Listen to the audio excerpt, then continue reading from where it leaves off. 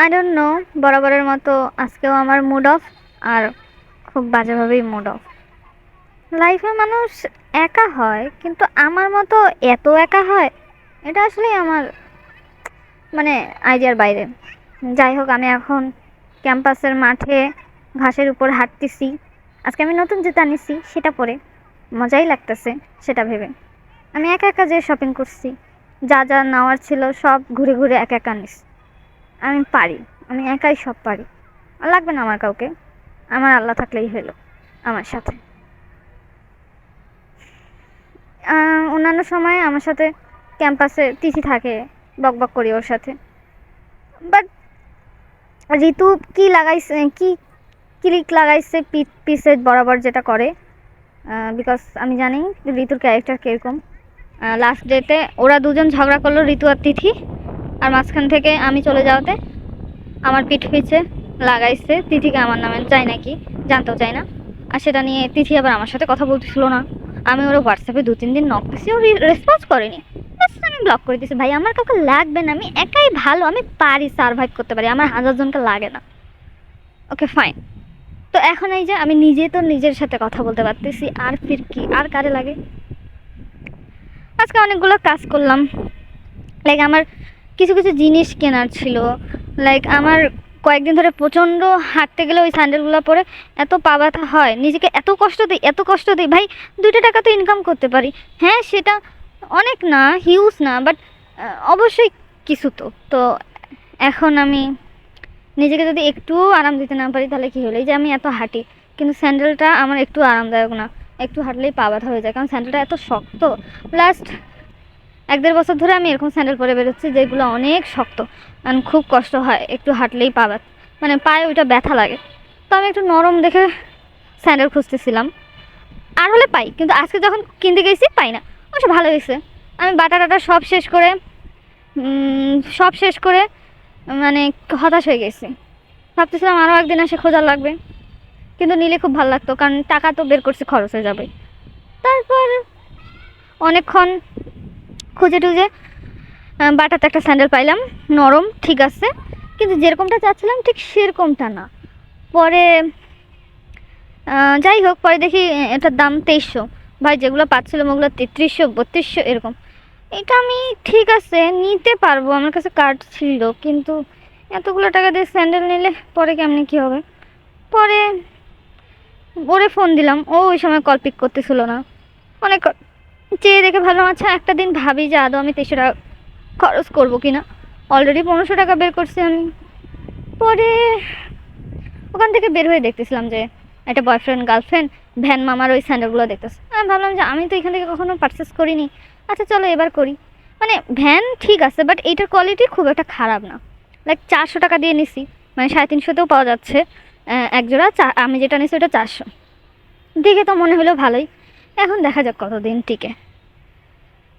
এদিকে বাড়ি যাওয়া তো সবসময় আমার জন্য লস প্রজেক্ট। বাড়ি গেলাম, সেখানে তো আমার টাকা খরচ হইলই। ভাগ্য ভালো যে এখন একটু বুদ্ধি করে আমি টাকাই কম নিয়ে যাই। তো যাই হোক, ওখানে তো গেলই টাকা পয়সা, যা আমার বাপ তো আর দিল না কিছু। ইভেন আমি যে চলে আসলাম, তার ভাড়া থেকে শুরু করে, যাতায়াত ভাড়া থেকে শুরু করে, আসার জন্য যে মিনিমাম একটা টাকা দেয়, সেটাও দেয়নি।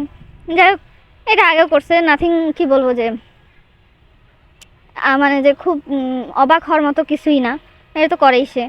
আসার পরে এই অবধি আসলাম 1 সপ্তাহর বেশি, মাত্র 500 টাকা দিচ্ছে। অথচ আসার পর আমার কত টাকা খরচ হয়েছে, এই আজকেই তো আমার 2000 টাকার উপর চলে গেছে। কিন্তু কি আর, আমার কার্ড থেকে টাকা বের হচ্ছে, খরচ করতেছি, সব ঠিকঠাকভাবে যাচ্ছে। এদিকে আমার বাপ তো টাকা দিচ্ছে না। Okay fine. খারাপ লাগার বিষয় এটাই যে কেমনে কি হবে। এই টাকাগুলো তো আমি আমার কোচিংয়ের জন্য জমায় রাখতেছিলাম, আর আমি এখনই খরচ করে ফেলতেছি। আবার কদিন পর সিট ছাড়ার লাগবে, তখন মান্থলি কতগুলো টাকা করে দেওয়ার লাগবে, সেটা ভেবেই হয়রান হয়ে যাচ্ছে। আর সেখানে আমি বসে বসে স্বপ্ন দেখি, যদি একটা সিঙ্গেল রুম নিয়ে উঠতে পারতাম কত ভালো হতো। আমার আমার আর কারোর সাথে রুম শেয়ার করতে ইচ্ছা করে না। আর এদিকে আমার তো এখন বেডও শেয়ার করা লাগে। আমি একটু নিজের মতো একা থাকতে চাই, একা পড়তে চাই, একা নিজেকে সময় দিতে চাই। আমার ভালো লাগে না রুম শেয়ার করতে, কিন্তু কি করব। এটা তো আমি অ্যাফোর্ডই করতে পারি না। মাঝে মধ্যে মন চায় আমার বাপকে যে বলি আমাকে যদি একটু ভালোভাবে টাকা দিত তাহলে আমি একটা রুম নিতাম, কিন্তু আমি একটা সিট মানে লাইক তিনজনের একটা এক রুমে তিনজন থাকবো, তার একটা সিটই অ্যাফোর্ড করতে পারি না। সেই চিন্তাই আমি এখন থেকে শেষ হয়ে যাচ্ছি, তখন কীভাবে কী হবে। আজকে আবার অফিসে রাখুন ভাইয়া বললো যে এখন থেকে আর সেরকম কাজ হবে না, লাস্ট কয়েক বছর অনেক কাজ হয়েছে, এখন থেকে আর সেরকম কাজ হবে না। উনি কি একটা ভাবসাব নিল, যেটার জন্য আমার আজকে সারাটা দিনই মুড অফ। যদিও আমি আজকে স্যালারি পাইছি, খুশি থাকার কথা, কিন্তু ওনার এই একটা কথা শুনেই আমার প্রচণ্ড মুড অফ। অথচ আমিও চাচ্ছিলাম যে জবটা মানে কিছুদিন নিজেকে সময় দিতে, লাইক কোচিং করতে, প্রিপারেশনটা ভালোভাবে নিতে। কিন্তু এটা ভাবলেই টেনশন হয় যে আমি যদি কাজ না করি আমি কিভাবে কি চলবো, টাকা কোত্থেকে আসবে, কিভাবে কি আসবে, এসব ভেবেই হয়রান হয়। লাইফে কি একটা স্টেজে আসছি যে আমি আজকে কত টাকা স্যালারি পেলাম, মানে তবু খুশি হইতে পারতেছি না। কারণ আমি কীভাবে চলবো, কীভাবে কী করবো, মানে যার মাথার উপর ছাদ নেই আসলে সেই জানে যে লাইফ কতটা প্র্যাকটিক্যাল। এমন একটা ফ্যামিলি না আমার খোঁজ নেয়, না আমার খেয়াল রাখে, সেটা নিয়ে মন খারাপ করার নতুন কিছু নাই। এমন একটা মানুষ লাইফে আছে যে না আমাকে বোঝে, না আমার কথা শুনে বাট না আমার সিচুয়েশন বোঝে, না আমাকে বোঝে, না অন্য কিছু, বা বোঝার ইচ্ছে আছে, ইচ্ছেটাও তো নাই। মনে হয় যেন লাইফে কোথায় এসে ফেসে গেছি। এদিকে আমার রুমমেটগুলোর ওয়েট বিহেভ মেজাজ খারাপ হয়ে যাচ্ছে। যদি আমি এগুলোকে আমলে নিচ্ছি না, লাইফে এখন এতটাই স্ট্রং হয়ে গেছে যে এসব কোনো কিছু ম্যাটার করে না এখন। এনিওয়ে সব ঠিকঠাকই। কালকে হলে আসে এতগুলান কাজ করছি, তবে হ্যাঁ মাথা থেকে অনেক টেনশন কমে গেছে। ভালো লাগতেছে যে যাক রুমটা তো এখন ঠিক আছে, একটা তো থাকার জায়গার মানে বন্দোবস্ত হইলো। আমার একটা থাকার জায়গাও নাই। আমি না লাইফে সবচেয়ে বেশি ভুগছি একটা থাকার জায়গা, একটা মাথার উপর ছাদ, একটা নিজের মানে রাতে শুবো, খাবো দাবো, মানে খাওয়া দাওয়ার কথা নয় বাদে দিলাম, এক জায়গায় শুয়ে নিশ্চিন্তে ঘুমাবো, এরকম একটা জায়গার জন্য আমি যে কত ভুগছি। বাড়িতে যে আমার থাকার জায়গা হয় না, আমার বোনের বাসায় যে আমার থাকার জায়গা হয় না, বরাবরে আমার এই কোণে সেই কোণে মেঝে, সেটাও আবার মেঝেতে ঘুমোতে হয়। মেঝেতে ঘুমোতে মানে আমি খারাপ বলছি না, লাইক সবাই আসে, কিন্তু আমার না সবসময় জায়গাই হয় না। কারণ কেউ আমাকে ওভাবে এতটাই, আমার কোনো ওইভাবে ইম্পর্টেন্সই নেই যে এটা ভাবে যে আমার একটা থাকার জায়গার দরকার হতে পারে। বেশ ওকে ফাইন, মন খারাপ নেই। হলে কাজ করতেছিল, কতটা যে অসহায় লাগতেছিল। রিদির বাসায় গেলাম, ওখানে আবার ওর বাড়িওয়ালা ঝামেলা করতেছিল, বান্ধবীকে নিয়ে গেছে কেন, মানে আমার সাথে এইসব হয়। আমি আসলে লাইফে খুব চরমভাবে ফেস করছি একটা থাকার জায়গার জন্য।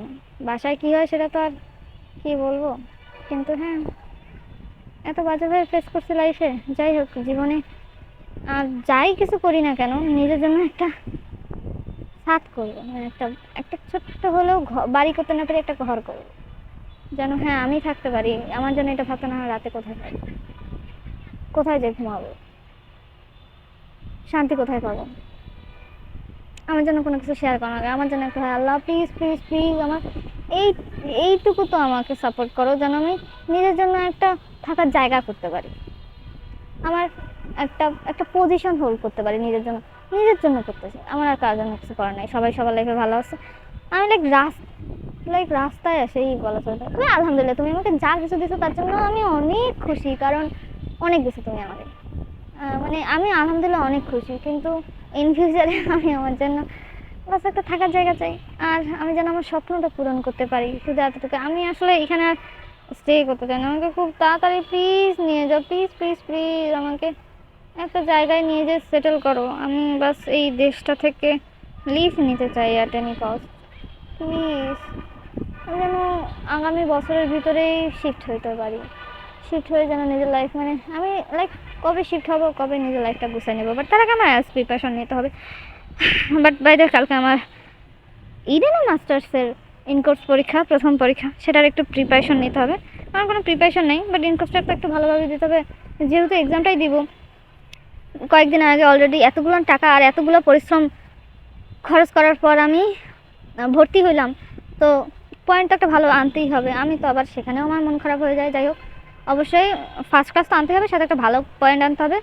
সো তার জন্য আমার ইনকোর্সটা ভালোভাবে দিতে হবে যেন ভালো পয়েন্ট আসে।